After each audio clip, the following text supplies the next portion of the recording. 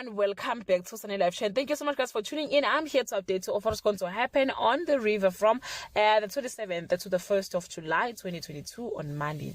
Nomafu makes her move and Kediboni calls in the big guns as the tension in the Mokwena house escalates.